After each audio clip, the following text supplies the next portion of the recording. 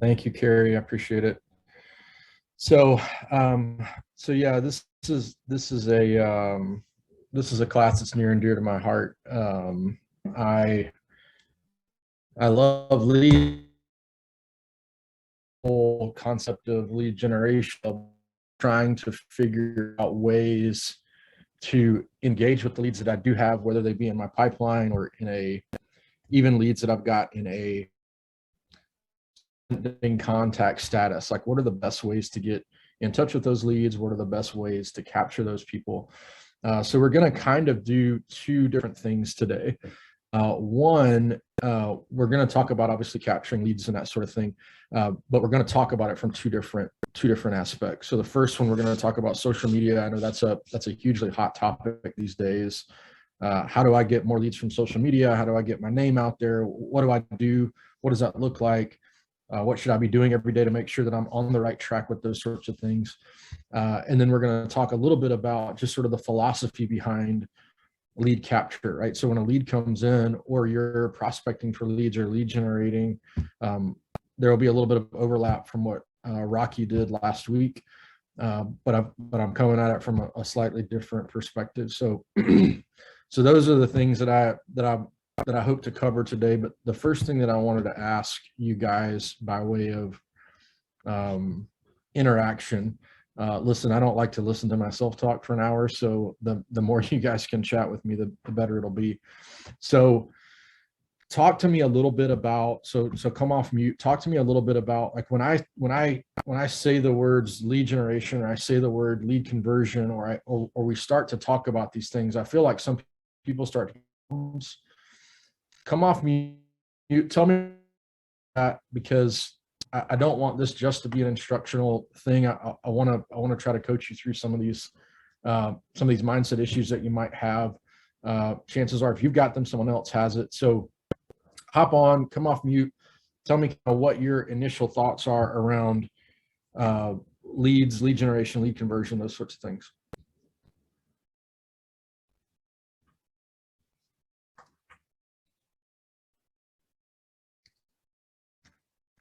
By the way, I'm not afraid of awkward silence. So Brian Brobst, you're out there, dude. Tell us what you think about leads and lead generation. Well, obviously, lead generation is the whole core of what we do. If we don't generate the leads, we're not going to get the sales. And generating leads the right way turns into lead conversion. So the higher my conversion, the more my sales. Yep. So tell me about does that kind of stuff, or does that, like, oh my gosh, I'd rather get business any other way than have to actually call people? I'm sorry, you keep cutting out. Anybody? I'm gonna start calling on people in a minute. It's gonna be fun.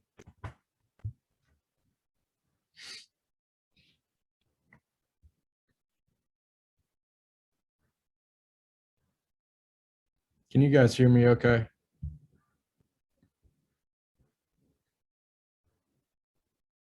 No, Sydney, you can't hear me very well. Sydney, you can just come in my office then and sit here with me. Cool. The sound is good over here. I'm just not awake yet. Not enough coffee yet. I understand. Yeah, we were having internet issues in the River office.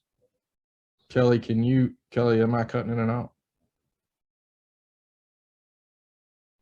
I can't hear you. Oh, you're good. I'm good. Yeah, I can hear you good. Okay. So basically what I was asking was, what is everyone's opinion mindset wise around lead generation, lead conversion? Brian did mention that, obviously lead generation, lead conversion is super important, but the question was, how do you feel about that, right? Are you good with that? Are you like, oh my gosh, I just wish I could do anything but call people? what are your thoughts and your opinions around when I just mentioned the word lead conversion or capture more leads? How do you feel about that? This is Chris Case. I dread it. So I do a lot of social media and I like a lot of face-to-face interaction, like door knocking and going to open houses, things like that. Like any chance I can meet people in person, I enjoy that side of it much more than just calling someone, and try to get the conversation. I mean, I've done it and I do it, probably not as much as I should. I kind of go about other ways instead. Gotcha. Yeah, that makes a ton of sense. And I think that my guess is, and Bob mentioned in the chat, like he needs to get better at it. Yeah, I think all of us at some level want to get better at lead conversion. The problem is, I think a lot of us have this block up here of, I know I ought to be doing it, but for some reason, we just try to find every other little thing that we can do throughout our day to sort of say, okay, well, maybe the leads will take care of themselves. I just have, a deal that's closing that I have to work on, or I've got a deal that's giving me a headache that I need to work on, or whatever the case may be. And I just don't want to do it. Right. So I'm here to sort of demystify some of that stuff for you guys so that you can understand, like, listen, it's not really that difficult, especially when you got technology behind you to help you do that. The other thing that I want to mention is, yeah, it's not difficult. And everybody write this down. The fortune is in the follow-up, right? You're going to hear that a lot. The fortune's in the follow-up, and it's true, right? So everybody's probably seen the Harvard Business Study that happened a gajillion years ago. I'm sure it's probably still the same information now, but people really don't pick up the phone and don't really start to respond until the 7th or 8th time that you have tried to contact them. What's the average what's the average real estate agent? How many times do they reach out to someone to try to get them to, give them information or get them on the phone? 2 to 3. So if you can be the agent that captures the lead and continues to follow up with them, you're going to be the one that's going to be successful in this market, as opposed to just being the normal real estate agent that says, oh, well, I got a bunch of leads, but the leads suck because I can't ever get anybody to answer the phone. So then the first question I always ask people is, okay, so how many times did you reach out to them? Oh, well, I called them and I left them a voicemail and I sent them a text message. I sent them an email. They never called me back. They never texted me back, and they never emailed me back. So they must not want to transact business. Well, no, it could just be that they're busy, right? And I've had that happen a ton of times where I've called on the 4th, 5th, 6th time, texted, emailed, oh, hey, Wesley, I got all your other communications. I'm so sorry. I was busy, life's crazy or whatever. Yeah, I'm ready to talk now. So there's some persistence that needs to happen there. So on the slide right now, if you look, it says capture leads with social media, and then number 9, capture more leads. That's what we're going to do today, is talk about those two things. So let me see how I advance these slides here. There we go. Okay, so as far as the first part of what we're going to be doing, so if we're going to talk about leads as they relate to capturing leads through social media. Again, super hot topic. We're going to talk about the 10-5-1 engagement systems, some posting practice, social media strategies, those sorts of things to help you guys sort of move that along. Now, those of you that are super successful at this already, feel free to chime in at any point in time and say, hey, Wesley, this is something that I learned. I think it would be super helpful. I'm completely fine and happy with that. This is one of the best quotes from Gary Keller that I've seen in a long time. It takes time to learn something, more time to implement it, and even longer to approach mastery of it. I think that is one of the main reasons why we see so many real estate agents get out of the business before they really give it a shot, is because they don't realize that it's a grind. Right. All we see on Facebook, right, or on Instagram or whatever, is we see these agents that are, oh, I'm super successful, I'm closing deals and blah, blah, blah, this, that, and the other. And so people run to get in the business thinking it's super easy money. And guess what? It's not super easy money, right? It's not. There's nothing easy about it, right? It's a grind. It's a hustle. You'll hear it said that real estate is simple, right? It really is. It's simple. I've got a seller that wants to sell. I've got a buyer that wants to buy. We put them together. We do a transaction. Everybody gets paid. The seller moves out. The buyer moves in. Everybody's happy, right? Real estate is simple, but real estate is not easy. It's not easy. So keep that in mind as we're going through this. Like, some of this stuff is grindy stuff, right? You have to just grind some of this stuff out every day. But as you slowly start to build momentum, eventually business will take off. But you have to put the work in ahead of time and keep putting the work in every day to make it work. Because the reality is, and I'm sorry I'm getting off on a coaching tangent here, but you're all small business owners now. You have to treat your business like a small business, right? You're the CEO. Nobody's going to do the work for you unless for some reason you're just flush with cash and you pay for lead generation, you pay for someone to follow up with your leads, and all you do is go on appointments and sell houses. But a lot of people first starting off in the business don't have that luxury of having that capital. So you have to work to grind to get the capital, to put the systems in place that you want so that you can live the life you want to live and own the business that you want to own. But right now you got to do the work. So with that in mind, let's move forward. So the 10-5-1 engagement system. So obviously we know social media is a really powerful and free marketing tool, right? It's free. You can go on social media, you can share everything that you want to share about anything that you want to know about, right? Also, you can expand your sphere with social media. Now, I wouldn't recommend just going through literally every single person in your area and just clicking add friend, add friend, add friend, add friend. Like, at least have a reason in mind as to why you want to friend them.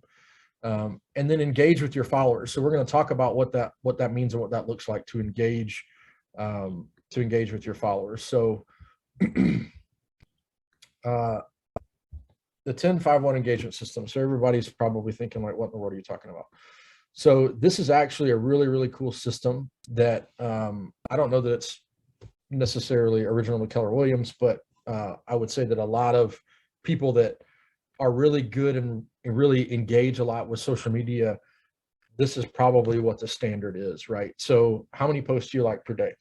What my recommendation is that you do, find a time, like a 30-minute block of time somewhere in your day, right? So that could be early in the morning, it could be late at night, like right before you go to bed, it could be in the middle of the day. Find some time to go into your Instagram feed, your Facebook feed, whatever preferred social media platform you use, and find 10 posts to like.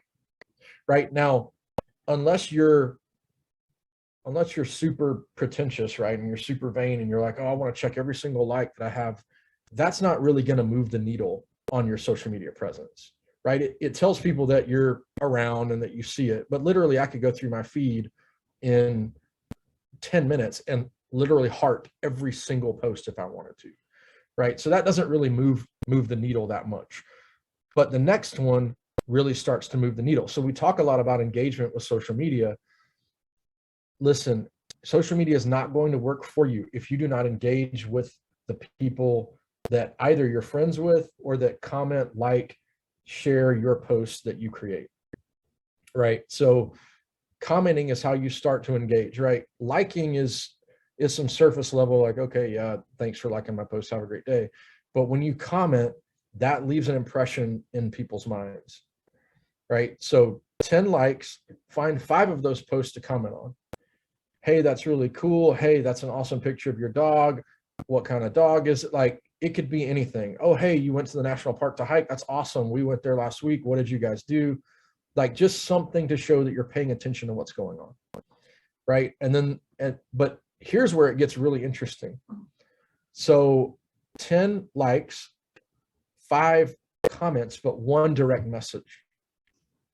So 1 direct message to someone that you want to connect further with, right? So to me, that's where the gold really happens, is when you reach out to them personally and say, hey, your post, if it was an inspirational post, hey, it really meant a lot to me that you said that.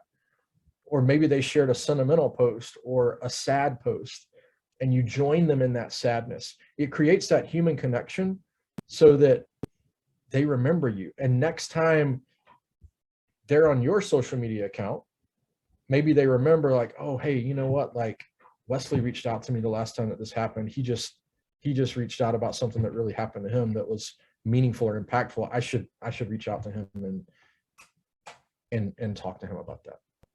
Right. So the 10-5-1 is meant to be a daily thing.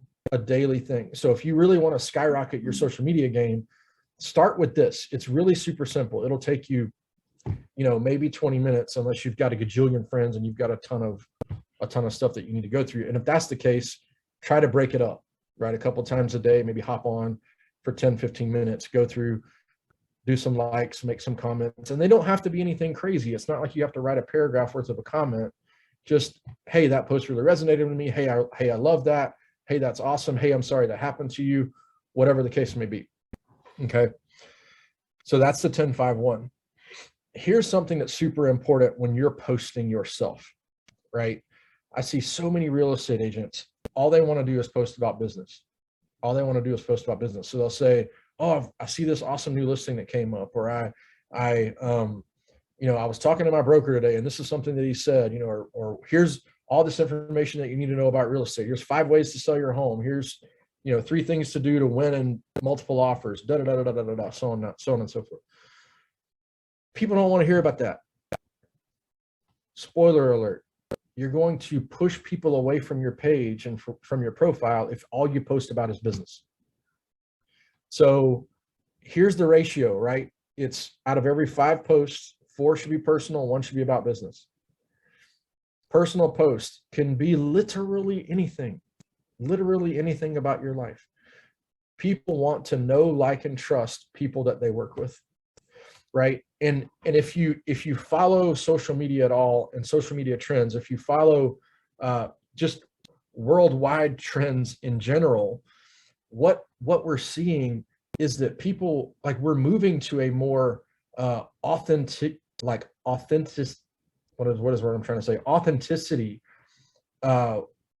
where people want to see who you are, right? People can spot a fake really easily. What they want is authenticity. They want to see your authentic self, who you really are. And the only way that you're going to do that with people that you only connect with on social media is by showing them who you are with 80% of your posts. That 1 post out of 5 that you send out every so often, if you want to do every week or whatever, they know you're in real estate. You don't have to continue to tell them that. What they want to know is, who is Wesley? Who is Brian? Who are you, right? As a person, what are your likes, your interests, your dislikes, like those sorts of things. Make a human connection, be authentic.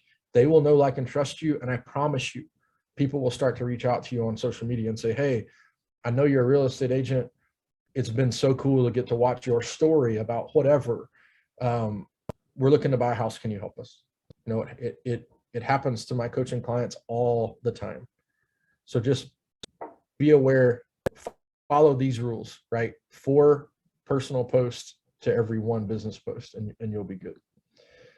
So again, the 80%, here's just some random things that I put together. So it could be pets, art, cooking, exercising, anything that you do outdoors. If you went to a concert, your favorite sport teams, like anything like that help people to know who you are, is super helpful.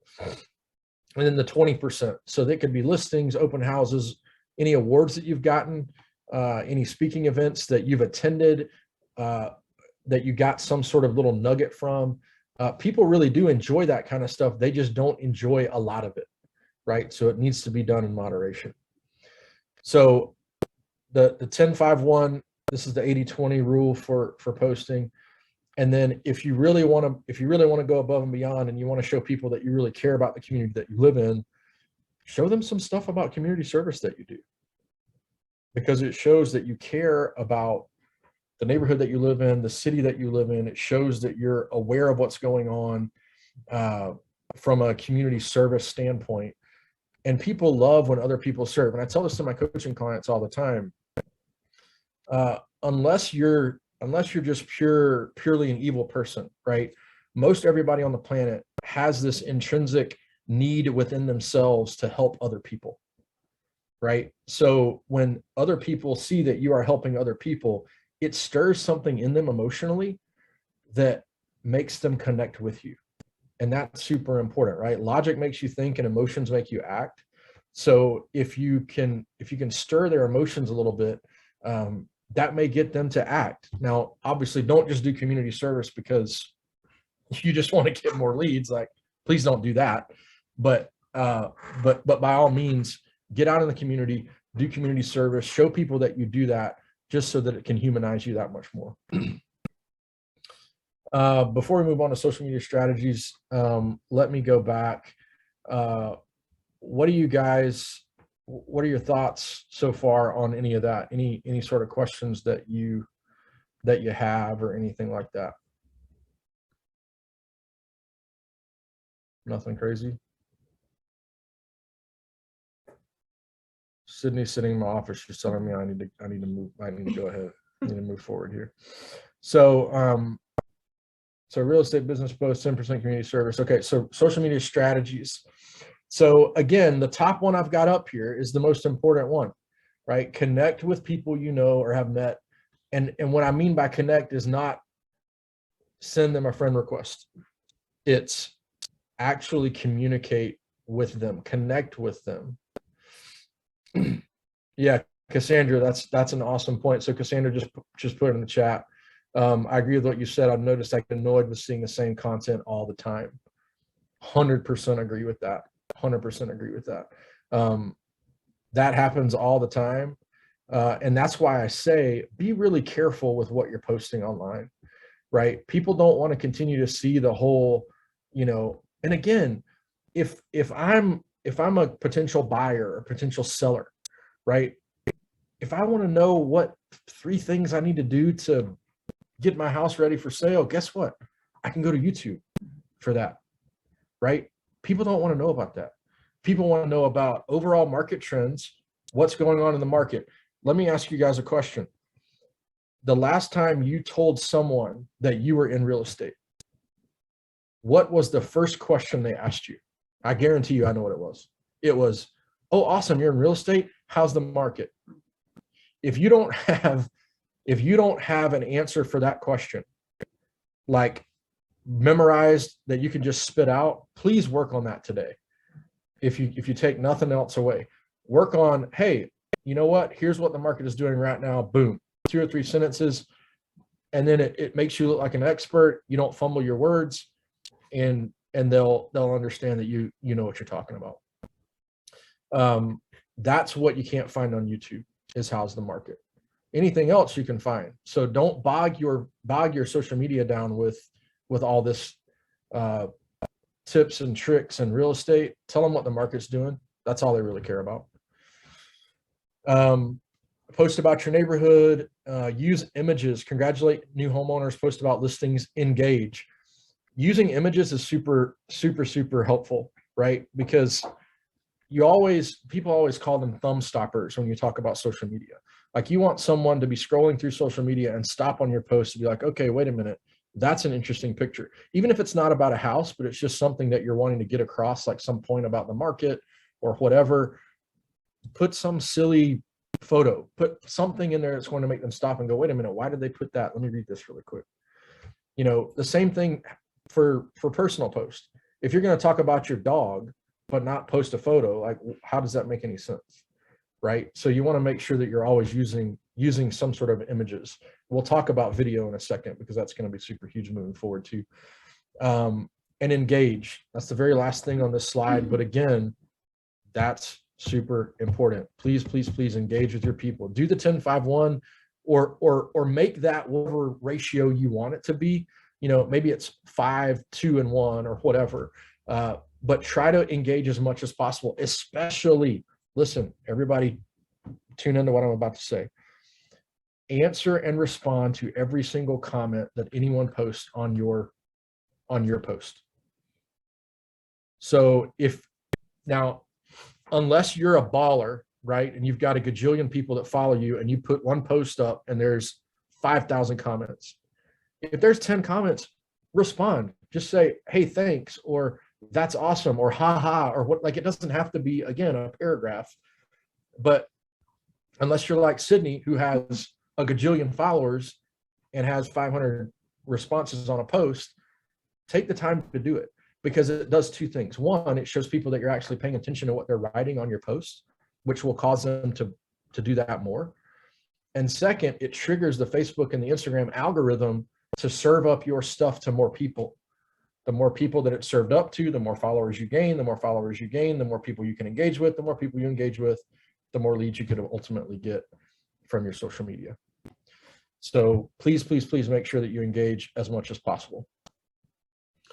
Okay, so more social media strategies. So highlight your business. This is huge, right? So as you're thinking about Facebook posts or Instagram posts for your business, right? Think about some of these things. So think about hyperlocal information. What information can you give that they can't get elsewhere by looking on YouTube or Zillow, right? We know where the good restaurants are. We know where all the good shopping places are. We know that, you know, this town is great because it's close to shopping and close to this place or that place. Like, we know that. Zillow doesn't know that. YouTube doesn't know that. Utilize tech development. So what I would say on this front is, what I mean by utilize tech developments is use everything that's available to you. So one of the things, if you're a big Instagram user, you can go to the search feature and actually search hashtags. There are apps you can use that will help you search hashtags to make sure that you're doing, like when you're posting, you're being relevant to what people are actually searching for. So utilize those things. Don't just like, oh, you know what, I'm good. I think I can figure this out on my own. There is so much free stuff out there to help you do this and get this off the ground. Make sure you utilize all that stuff. If you need help with finding out what those things are, or me pointing you in the right direction, just shoot me a text, send me an email, or give me a call, whatever. I'll share all my contact information at the end. I'm happy to help you point. I'm happy to point you in that right direction. And then number 3, this is the best one, right? Is post client testimonials. Try to get them on video. Try to get them on video. There will be clients that are like, oh yeah, we'll do video. That's totally great. Get them on video, put it on your website, put it on your social media, share it literally everywhere. Because video testimonials are like, it's basically like pouring lighter fluid on the fire that is social media. That will catch on like wildfire. So if you can get clients that love your service, that will be willing to get on video for you, please, please, please do that. It'll help you tremendously. I can't stress that enough. So don't post and ghost. We just went over this. So engagement creates engagement. So when you post and they say something back to you, reply back. Again, it doesn't have to be a question. It can just be a statement. Just letting them know that you saw it, you acknowledged what they said, and you're engaging back with them. And that may lead to another direct message conversation that you don't know about unless you re-engage them.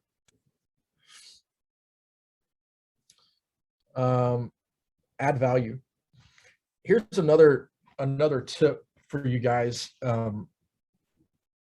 I heard about this a while back, and I have yet to do it. So I'm guilty as charged with what I'm about to say.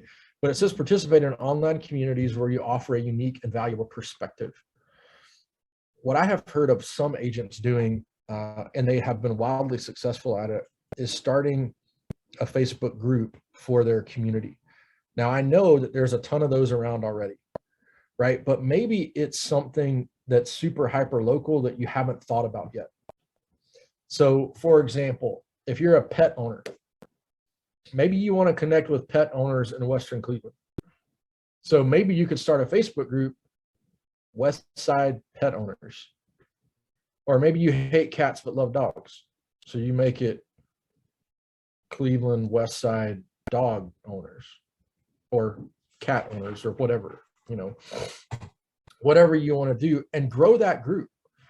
Talk about the dog parks around, talk about what the best pet stores, I don't know, I don't own a pet, so I don't know, but just think about ways outside the box that you can grow a tiny community on something that you already enjoy, right? If it's boating, like Western Cleveland Boating Club, or Eastern Cleveland Boat, or whatever it is, find something that you like and see if there's a niche community that you can start. Because see, everybody always talks about we always talk about lead generation being like fishing, right? that could be your own personal pond that you can fish in.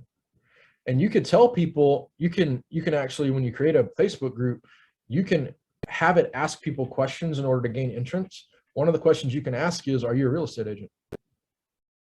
If they say yes, you can reach out to them directly and say, hey, listen, I appreciate that you want to be a part of my niche. I'm happy for you to be a part of my niche. However, this is a no real estate information group.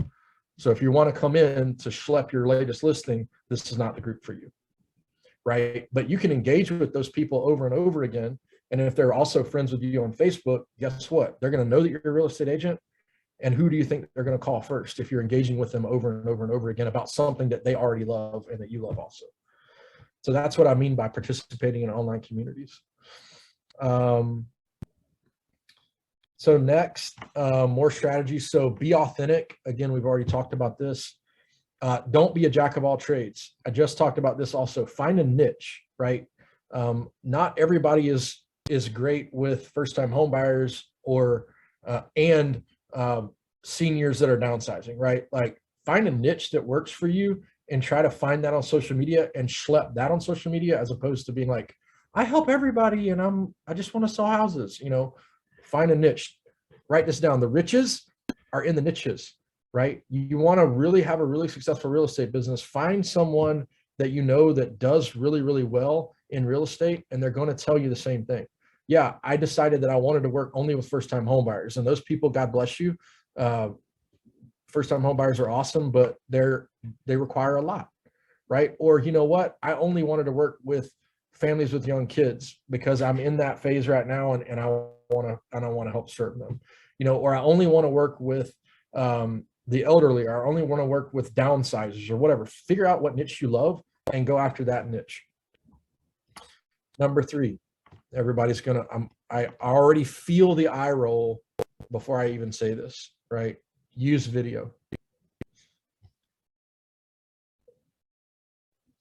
Somebody come off mute and tell me what you think about that. Because I want to hear what you guys think about using video.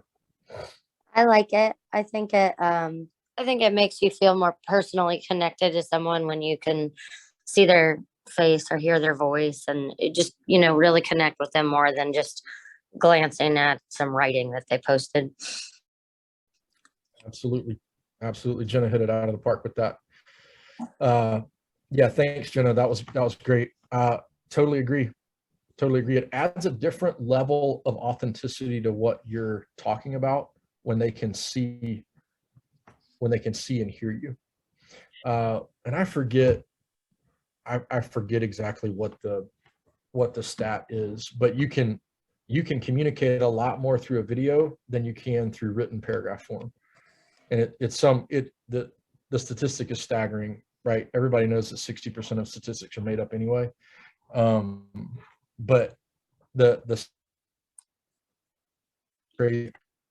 more you can give and how much more relatable you become when you use video. So embrace video. So if you're doing property tours, or if you're just like, hey, I'm at the Honey Hut at Huntington Beach, it just got redone, I wanted you guys to all see it, here you go. Like it's simple stuff like that. It doesn't have to be something like super crazy, not high quality. Just pick your phone up and just use your phone and do it. There's a saying that I love, people are always afraid to do video. Feel the fear and do it anyway. Feel the fear, do it anyway. And thanks, Cassandra, for putting that in the chat. Cassandra's comfortable with it. She enjoys the video tours. Everybody enjoys video tours, right? Here's the thing about video tours. If you're going to do them a lot, make sure that you're in the video. Don't just hold the phone and walk around and show the house.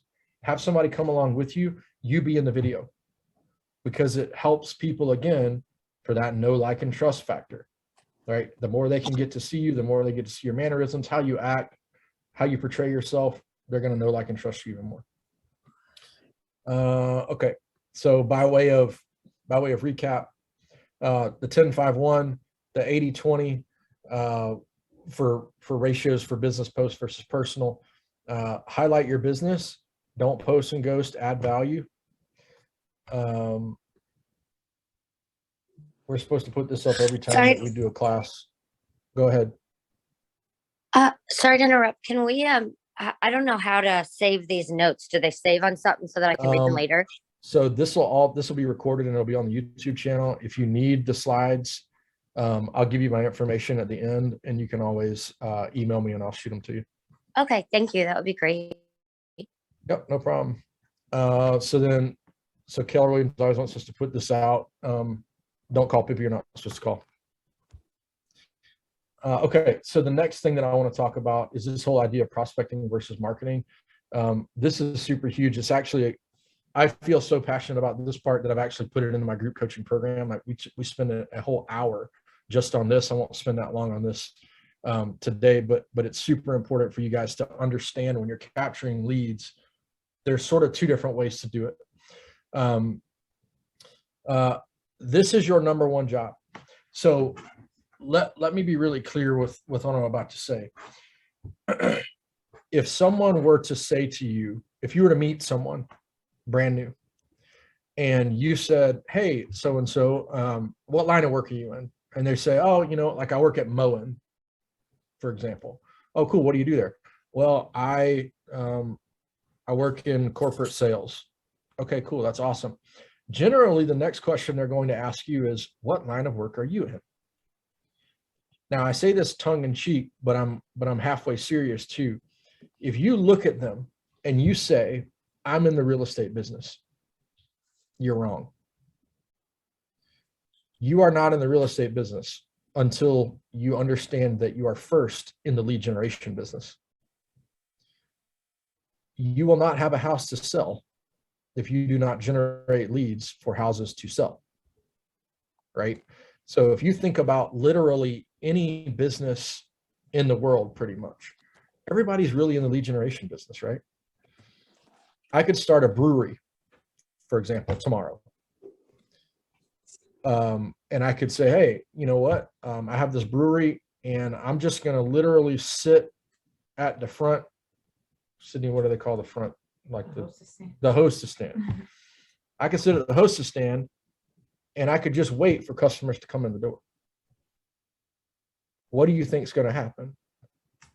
Probably a whole lot of nothing, right? But I have to generate business somehow. I have to get my name out there. I have to talk to people and say, hey, I'm opening this awesome brewery.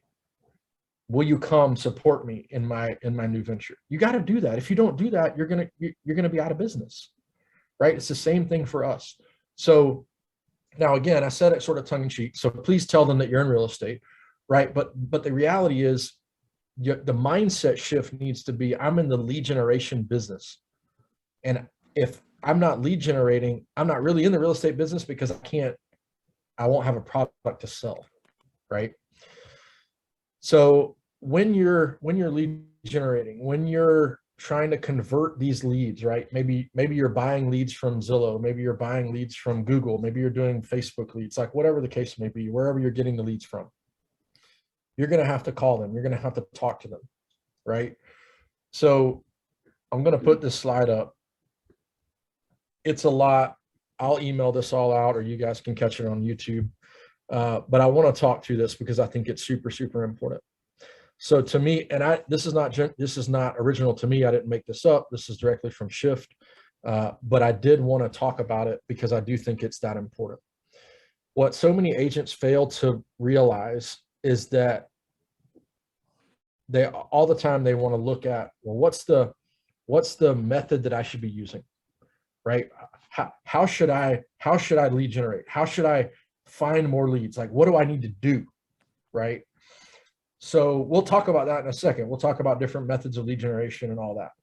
But what people fail to realize so often is that you have to have a message and you have to craft that message to your audience, right? Your message has got to match the market, right? The same message from 10 years ago is not going to be the same message that I'm trying to reach people with now. And frankly, because we're undergoing a shift right now, even the message from 6 months ago is not the same message I'm going to use now. So your message has got to match your market, right? But it's also got to match the motivation of the people that you're trying to target, right? So for example, the motivation of a first-time home buyer, millennial, is going to be vastly different than the motivation of a downsizing baby boomer. Those are going to be completely different messages. So if you're just randomly calling people from your database without any thought whatsoever to what message you're going to give them about the market, then you're going to have an uphill battle. So assuming that you've sort of worked this all out, so, hey, I know that if I talk to a millennial, this is what I'm going to talk to them about. If I know, or I find out like, oh yeah, they're in their 60s, they're trying to downsize, they want to be closer to grandkids, like that message is going to be vastly different. But here's the question that you need to try to answer. I'll read it a couple of times so you guys get it. Why would they want to contact you in this market? And what would they get if they did? So why would they want to contact you in this market? And what would they get if they did?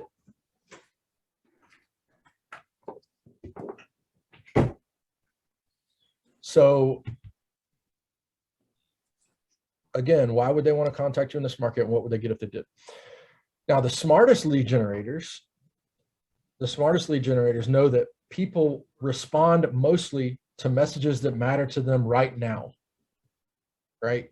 Smartest lead generators know that people respond to the messages that matter to them now. So if you're not crafting a message that will matter to that downsizing baby boomer now, based on what you know about the market. So again, if you look on the slideshow that I presented here, number one, it says message. If you go down, it's match your market, and you go down again, it's target audience and market conditions. So you have to know both of those things in order to match the message, right?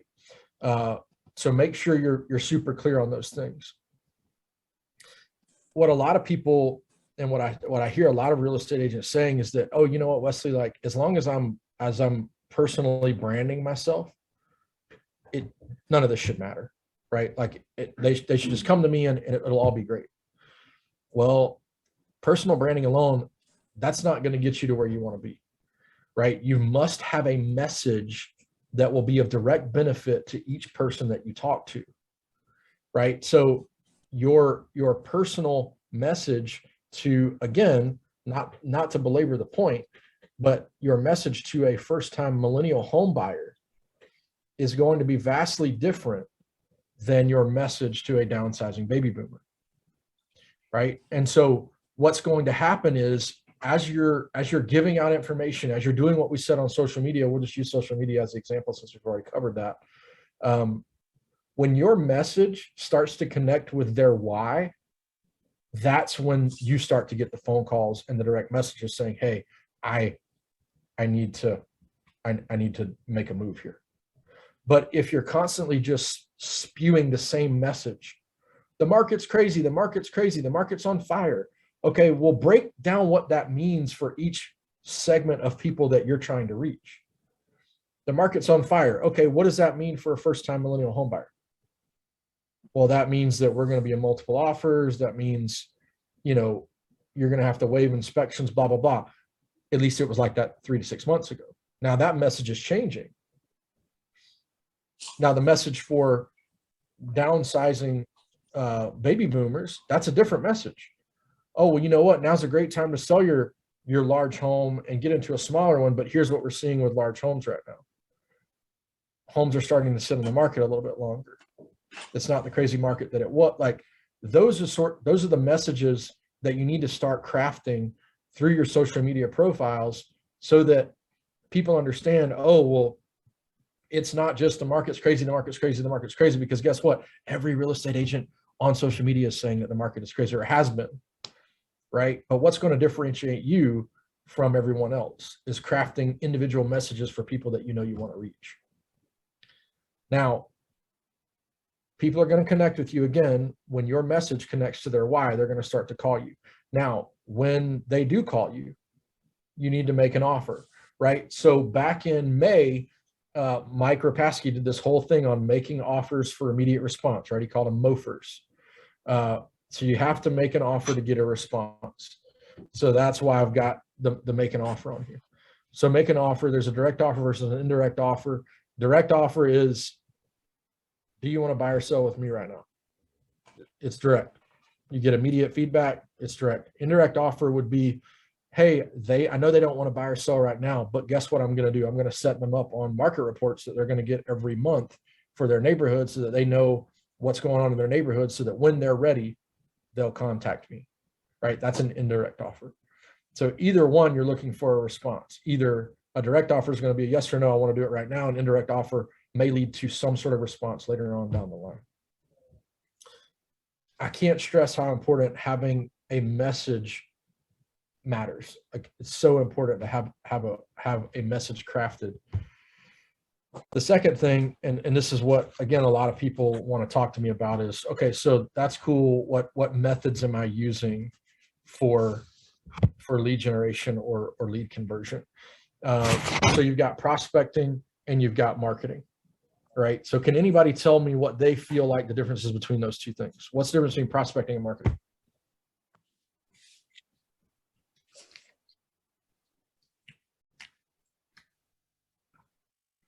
Anybody?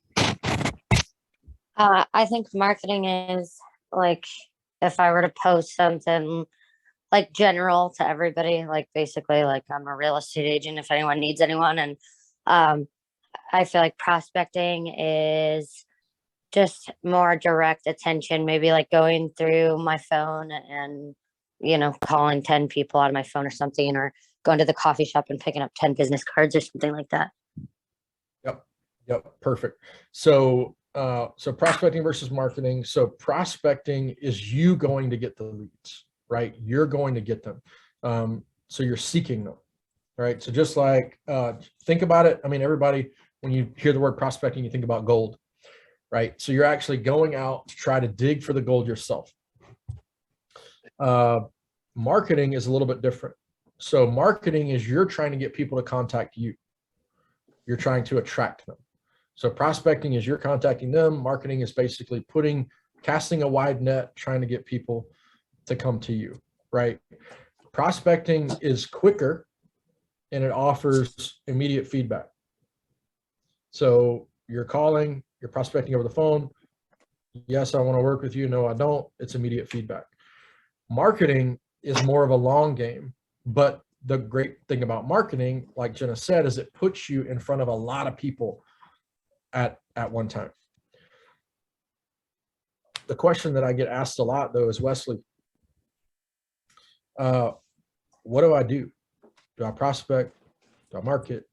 What's the best case scenario here? To me, the question is not which one of these you're going to do in your real estate business. The question is, which one are you going to do first? All right, which one are you going to do first? You're going to prospect first or market first? And the answer to the question to me is pretty simple. What you're going to do is you're going to do the method that's going to generate you the most amount of leads in the shortest amount of time with the least amount of effort or the least amount of money involved. So for all of you, that's different, right? Maybe it's prospecting. Maybe you've got a large database that you can start to market to with email marketing, or maybe you're flush with cash and you can just start to a bunch of leads, or maybe you can hire a marketing person to do all your marketing for you or whatever. So the question is, hey, which one should I focus on? Prospecting is a really great place to start because it's mostly free, right? You can just pick up the phone and start calling your sphere of influence. That's pretty easy. And then once you're comfortable with prospecting, you've got a little money in your pocket. Marketing tends to cost a little bit more money than prospecting does. So you can slowly move over to marketing. The reality is though, you really have to have a blend of both. It really should be both prospecting and marketing. Some people say you could be prospecting based, marketing enhanced, or marketing based, prospecting enhanced, or vice versa. But just sort of find out whatever your lane is that you want to be and stick in that lane. My current lane right now is I love to tell people about Cleveland. I'm not from Cleveland originally, but I love Cleveland. So I have a YouTube channel where all I do is talk about Cleveland. I talk about stuff to do in Cleveland. I talk about what the cost of living is in Cleveland. I talk about the weather in Cleveland. I talk about things that I hate about Cleveland. I talk about things that I love about Cleveland. But that's my lane, right? My lane is filming content.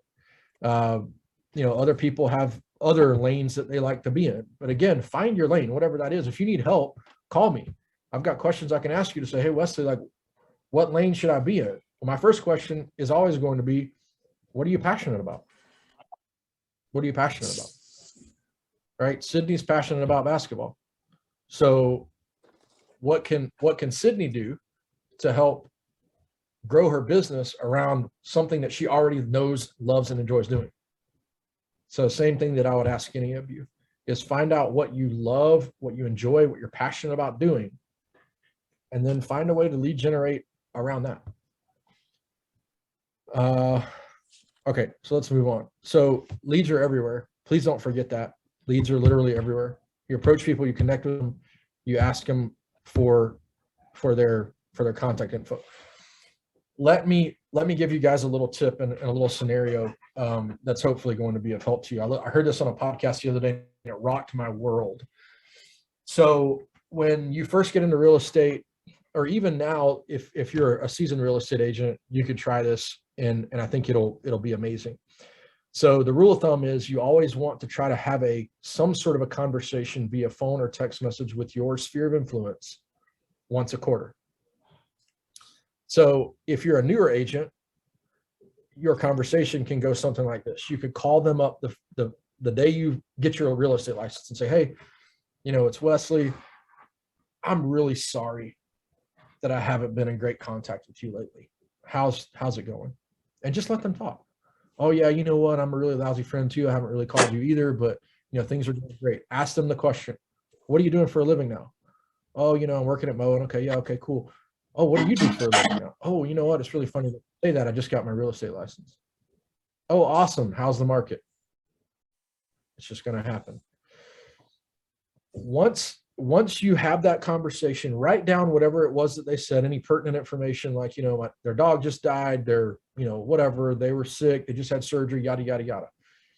When you call them back again in 90 days, mention something about your last conversation. Okay. But here's the gold. Find something that you already enjoyed doing. So it could be rock climbing, it could be goat yoga, it could be whatever it is that you enjoy doing, kayaking. Have something planned that you're going to do. So it could be, again, so let's say I like to go kayaking. So let's say I call my sphere of influence on a Monday and I say, hey, I told you I'd stay in better touch with you. How are things going? How was that surgery? How did it go? How are you feeling? Blah, blah, blah. Don't mention anything about real estate. Say, hey, I'm going kayaking on Friday at 8:00 down at Rocky River Yacht Club. You want to come? 95% of the time, they're going to say no, because either it's going to be an activity that they don't enjoy doing, or it's not going to work in their schedule. But what did you just do? You said to them 3 months ago, I'm sorry I haven't been in better touch, and now you want to hang out? That's amazing. Like, what happened? The 5% of the people that do come to hang out with you, guess what? Like, then you can continue to cultivate that relationship, and I guarantee you 100% that real estate's going to come up.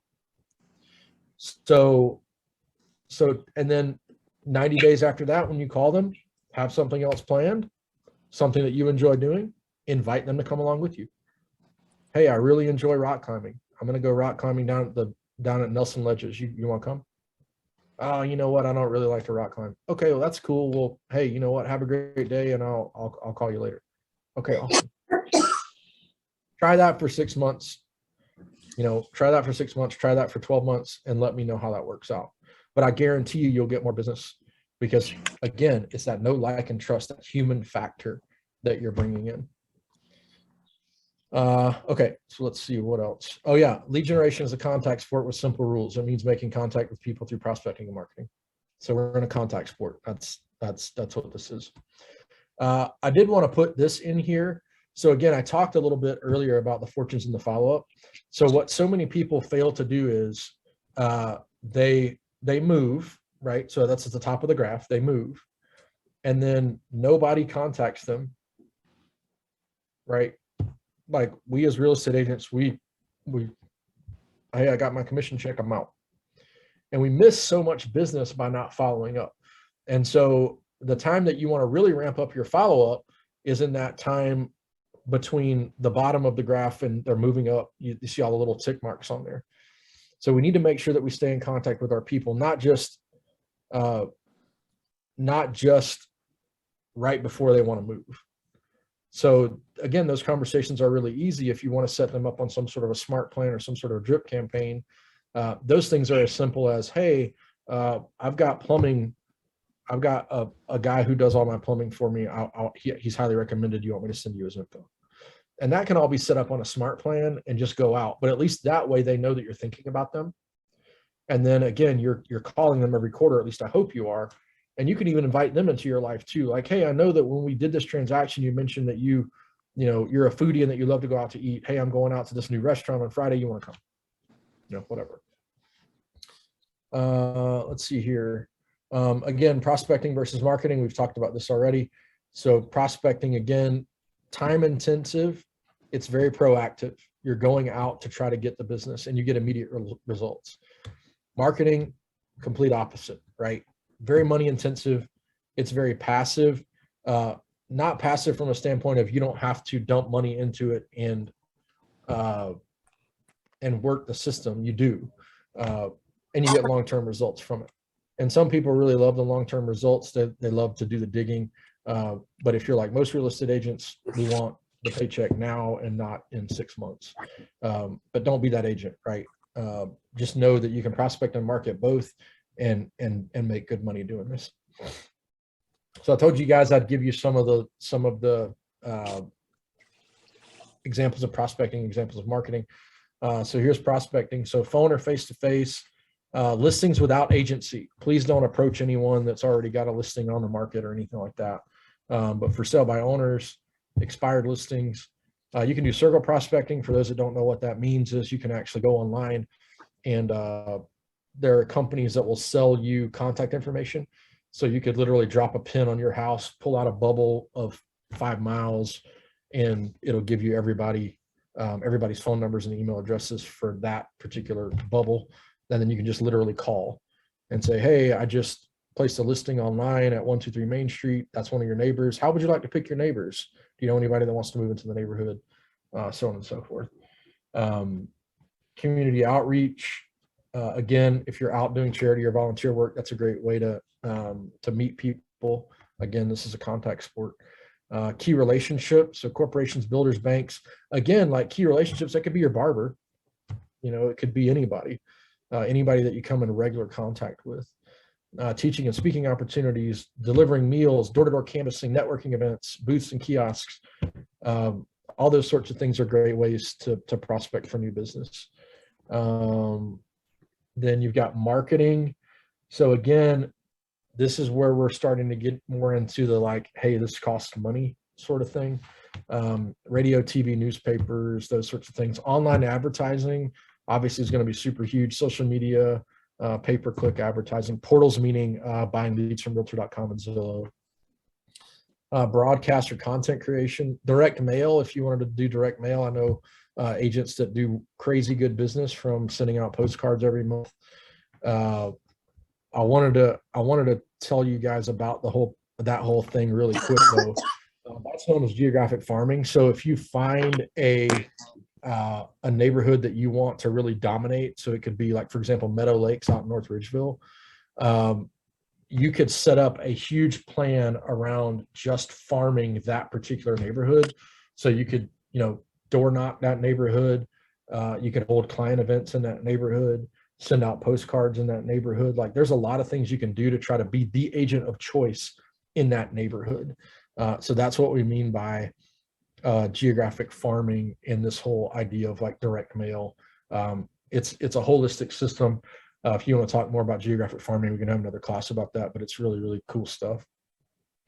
And then prospecting and marketing. So some things are both, right? So farming, geographic or demographic farming is both. Doing events, that's both. So you open houses, folks that like to do open houses, holding seminars, client appreciation events is huge.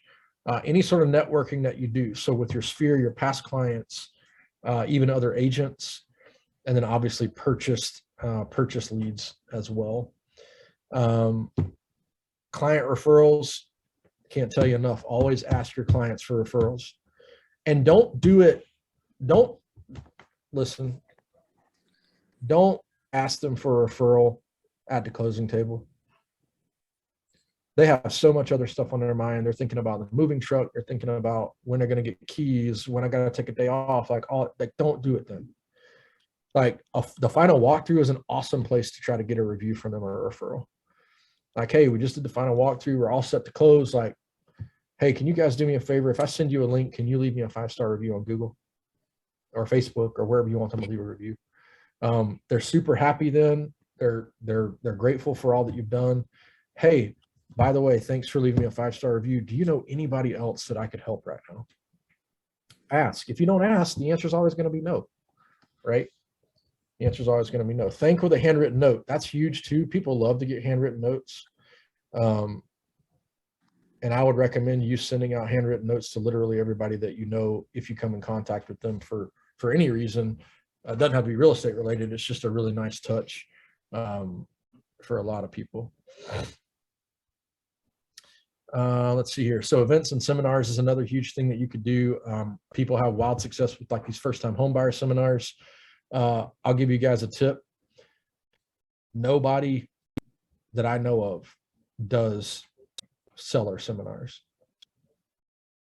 What if you did a first-time home seller seminar? They don't know what it takes to sell a house. They don't know the process. They've never sold a house before. What if you did a first-time home seller seminar where you brought in an inspector just like you would do for a buyer seminar, but maybe he can talk about, hey, here's some things that you really should think about repairing. Here's some things that really won't matter. Maybe you could bring in an appraiser, right? What are things that I can do to my house to add value for when I sell my property? You know, you could bring in title people to say, hey, what are the title fees involved in selling a house? I know what they were when buying, but what are the fees for selling? That's a really great thing to do also. Don't forget, leads are everywhere, right? Leads are everywhere. They go to the grocery store, the coffee shop, repair shop, the hair salon, dentist office, anywhere you go, leads are everywhere. And then lead generation plan. So this is the last slide, but you know, connect with your sphere, build and feed your database, right? Capture leads from open houses if you like to do open houses. Build community with social media and capture leads. Listen, y'all, everybody right now wants to be a part of community. If COVID showed us anything, it's how lonely people really are and how much they crave human interaction. So if you can give them that human interaction via social media and via doing that thing that I told you, call your sphere of influence and invite them to do something. Don't just call them, because again, people can spot a fake. And if they feel like anytime you ever call them is you just want to call them to be like, hey, business isn't great right now. Can you please send me a referral? They're going to stop picking up your phone call. But if you call them and you say, hey, you know what? I really enjoyed our conversation last time. Hey, tell me about your daughter. I know you said she was having surgery or whatever. How's she feeling these days? Oh, great. That's awesome. Hey, thanks for that update. You know, I'm thinking about her, thoughts and prayers her way. Oh, by the way, I'm going to do this thing on Friday. You want to come? Then that way they know that you don't just have commission breath, right? Like you actually want to know more about them. You care about them to the degree that you want to share life with them. Execute a referral strategy. We talked about that. Choose a geographic area to focus your door knocking efforts. If you don't want to do door knocking, I've tried door knocking. That is not my lane. I do not do well with door knocking, but some people love it and some people have great success with it. And consider events and seminars. All right, events and seminars could be really, really awesome if you do them right. So that's it for the slides. I'd love to answer any questions you guys have. You know, fire away if you want to throw them in the chat box, or if you want to just come off mute and ask any questions that you might have. So what you guys got? All right, Sydney's got one. Hang on, what's up? Okay, do you suggest, so when I first got into real estate, I had an Instagram account, like a personal Instagram account. And then I kind of made a separate one for just business. Would you suggest putting those kind of together more so, or still having that business account but posting personal stuff on it? Sure. So that's a great question. So I'll repeat that for those of you that couldn't hear. So Sydney asked, she said she's got a personal Instagram account, but she opened a business one to just talk about real estate stuff. Here's what I would say about that. I would say the great part about having a business account on Instagram is that you can actually see the analytics of when people look at what you post. So what I would do is I would basically take your business account and I would just make it Sydney Butler, whatever. And I would pretty much get rid of your personal account and just try to float everyone to your business account so that you can actually run the analytics and see when people are looking at your posts, what they're looking at, what the engagement profile looks like, and those sorts of things.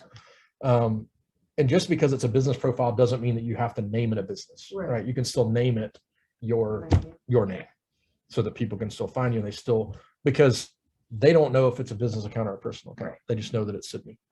Right. So good question. What else do you guys have? Any other questions I can answer around any of this stuff that we've talked about?